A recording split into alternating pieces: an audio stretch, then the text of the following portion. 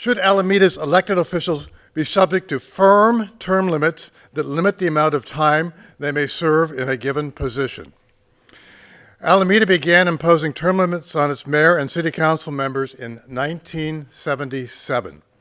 Section 2-14 of the city charter states that no person shall be eligible for the office held by that person for 2 complete consecutive terms immediately prior to the term for which the person seeks election or appointment.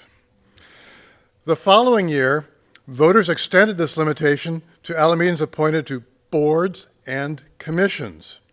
Section 2-14 does not apply to the city's auditor or treasurer.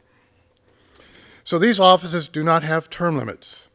It also does not apply to any partial terms of office of a mayor or council member that was appointed or elected to complete. Approximately 2/3 of Alameda's counties limit the number of consecutive terms that mayors and council members may serve, but these cities permit such officials to run again after a break in service. For example, in the city of Albany, council members may serve 2 consecutive terms and run again for council after a 2-year break in service. Piedmont allows city councils to serve 2 consecutive 4-year terms, then to run again after an 8-year break. Union City, which imposes a limit on its mayor and council members of 3 consecutive terms and allows them to run again after a 2-year break, states that the purpose of term limits there is to encourage qualified candidates to seek office. Some cities count a partial term in office as a single term for purposes of term limits, while others, like Alameda, only include full terms in the count. Generally speaking, term limit proponents argue that firm limits on elected officials' time in office eliminate incumbent advantages and encourage qualified candidates to run.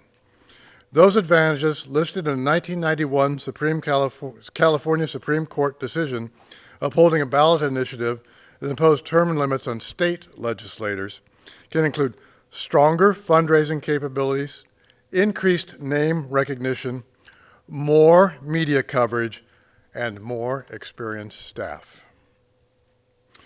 Prior to passage of the law, 92% of incumbent state legislators running in the 1990 general election won re-election, and 9 ran unopposed.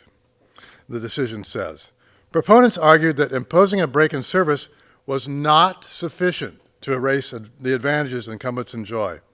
Furthermore, proponents argue that term limits allow elected officials to focus on policymaking and to make unpopular but necessary decisions.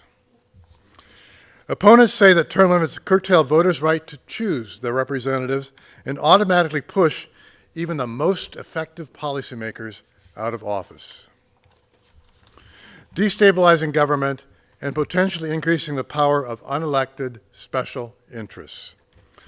A 2006 study by the National Conference of State Legislators, as quoted by the Washington Post, found they had little impact on the diversity of chambers and increased the importance of nonpartisan staff and lobbyists.